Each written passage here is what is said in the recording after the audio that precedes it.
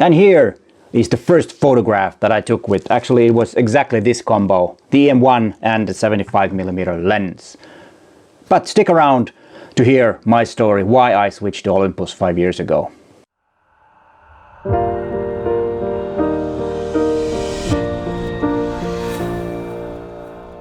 Hi there, I'm Peter Forsgaard, an Olympus visionary and a professional photographer from Helsinki, Finland.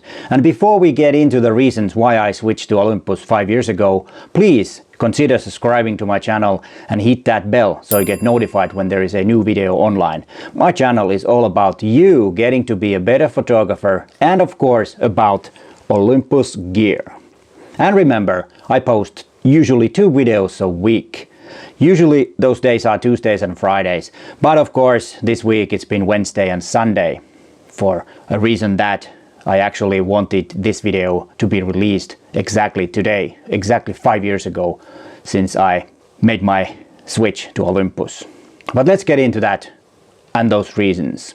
And I'm not going to rely only on my memory, because I made a blog post back then. It's in Finnish, but there are the reasons, and it was really fun to read that old blog post and to see why I did switch. And of course the reasons were not surprised, they still apply, and those are still the reasons that I like to make images with Olympus gear.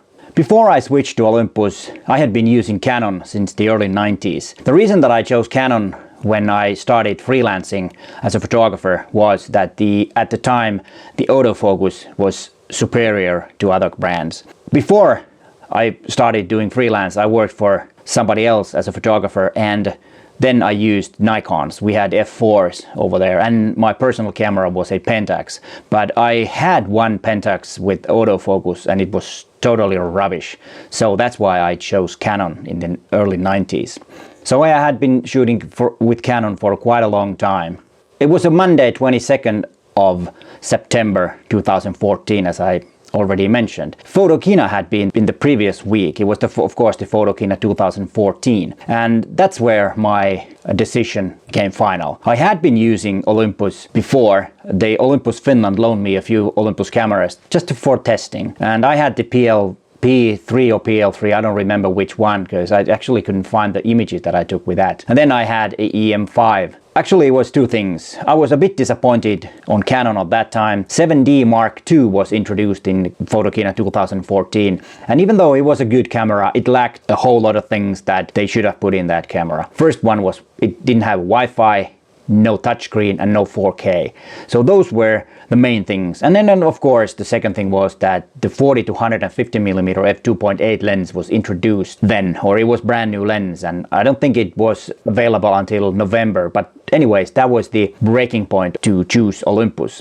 And of course there were other reasons. One reason was that at that time, as I wrote in my blog, I thought that mirrorless is going to be the future. And it had so many advantages, which I have noticed when trying out the M5. The first reason was that you could get perfect exposure with your mirrorless camera. Of course you can do that in DSLR, but I think it's old-fashioned, and the DSLR mirror thing was back in 2014. I think it was old stuff and not usable anymore, because you could have better a EVF, and because EVF is so-called visivög, you see what you get, and that is really important and the biggest advantage of mirrorless cameras.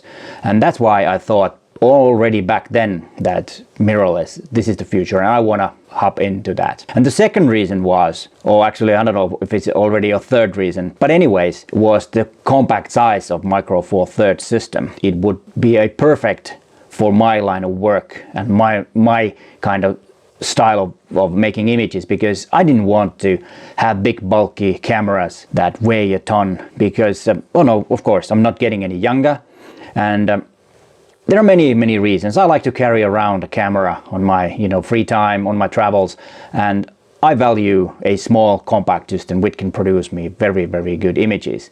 And I don't think you need anything more than a Micro Four Thirds size camera.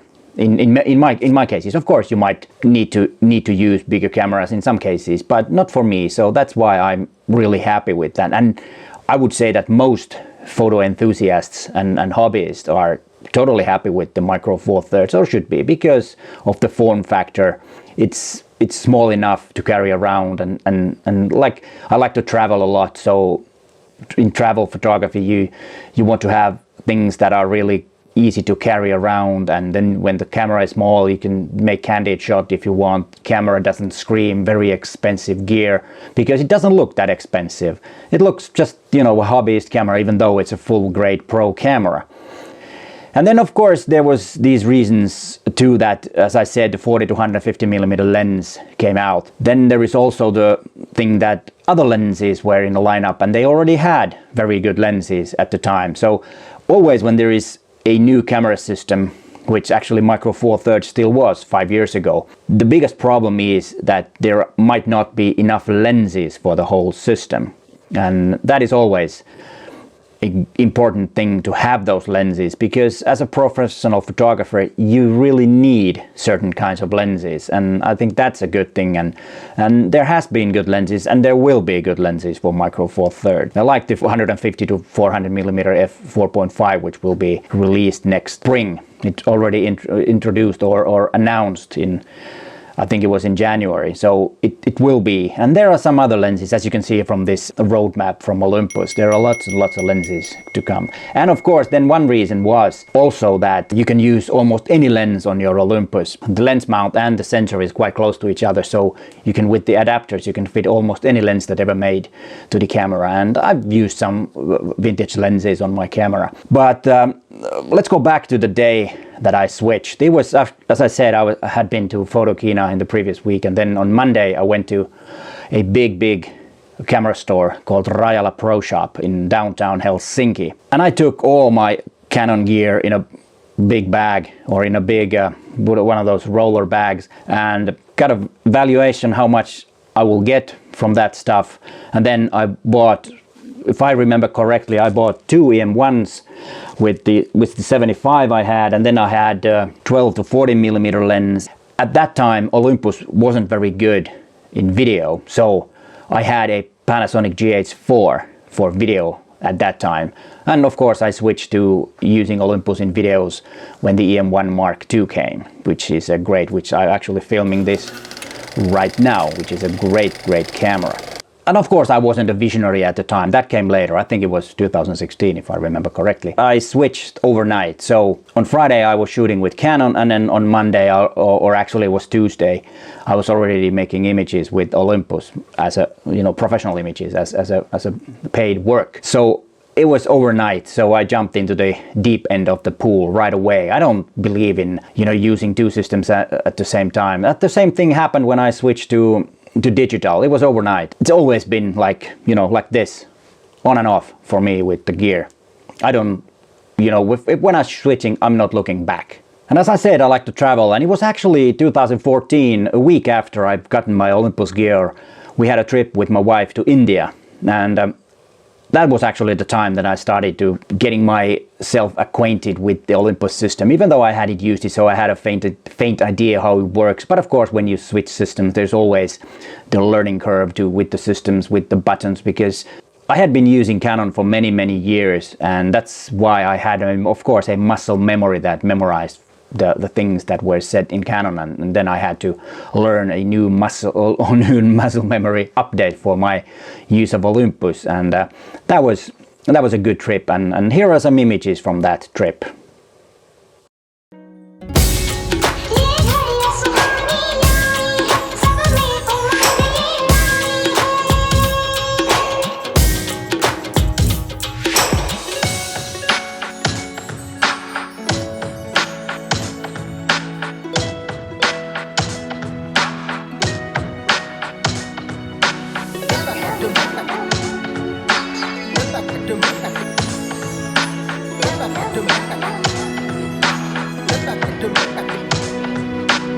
I was very happy with the camera, and it was a good time, as I said, to test it and learn the camera. And it was also the time that I took a lot of street portraits, and of course I wanted to try that with my Olympus. I mainly used a 12 to 40 millimeter lens for those, and here are some of those street portraits.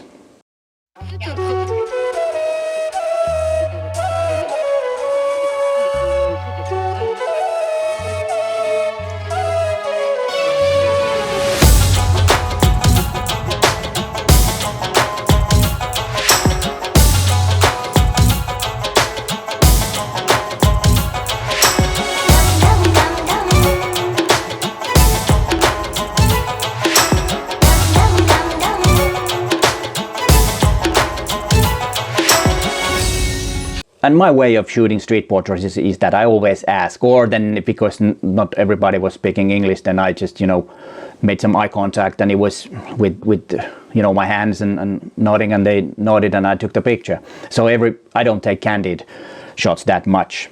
How has it been the 5 years? Do I look back or do I want something more?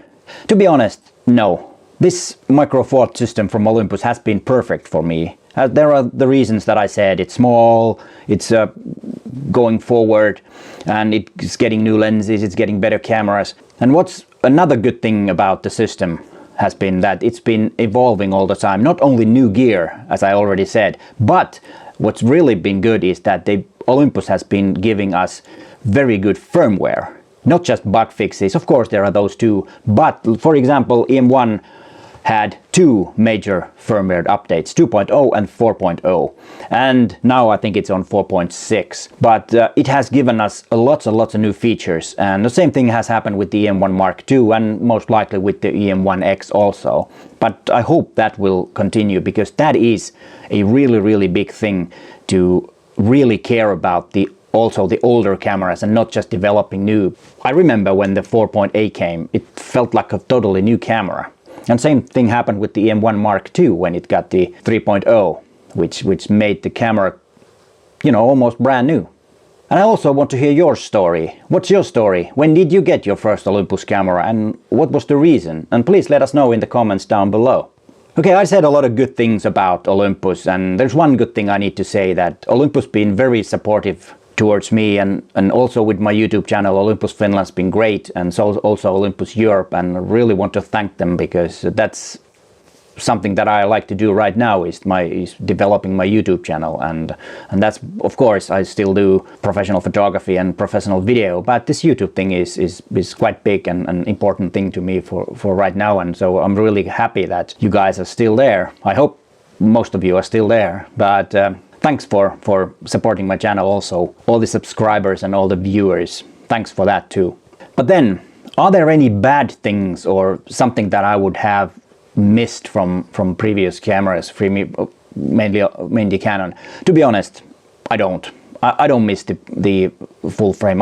As I said earlier, I don't need it. But of course there are things that Olympus should improve, and the first thing I think, and the most important thing right now, is that Micro Four Thirds actually needs a new sensor. The current sensor is alright, there's not really big issues in that, but it's an old sensor, and the technology has improved quite a bit in recent years. Better image quality with better dynamic range, with better ISO. And then there is another thing, is that the user interface is not that great. Of course the buttons and the dials are really great. And in that sense it's good, because you can customize it to your lickings. But the menu system is a bit strange, and it has some odd things. For example, if you use focus peaking, you can turn it on really easily, just turn it on. But you have to go to a different menu to tweak the settings, to change the peaking color or the intensity, and I don't understand why it cannot be in the same menu. You just turn it on from the same place where you would set the options or the different features that it has. I think those things they're actually quite small in big picture, but they're very annoying when you're actually using them. So that's something that they really need to start thinking about, because that's maybe the worst part of Olympus, if there are any really bad things. I think the menu system is totally messy. Let's see, what else did I write down? And yeah, I was talking about the firmware, and what I would really like is that the firmware could be updated using the SD card. Now we have to plug in the camera to the computer, and then the computer does its things. But I know that there's been some problems with some. I get a lot of notes that it's a bit hard to do. I think it would be easier just to download the firmware file to a memory card and then stick it in, and then when you turn on the camera it will read it and update it. Of course I don't know how that would work with lenses, because of course remember that when you have firmware updates for cameras you also have firmware updates for lenses, so I don't know if that could work that easily. But that's something that they should really think about, that could it be possible to do both ways? I don't know, maybe it could. But as I said, the most important thing is the new sensor, and that's really something that they should do, and I hope they will. And this video is about the lens system, what lens should you get for your Olympus camera, and this one is about reducing noise with your camera. But hey, thanks for watching and bye for now.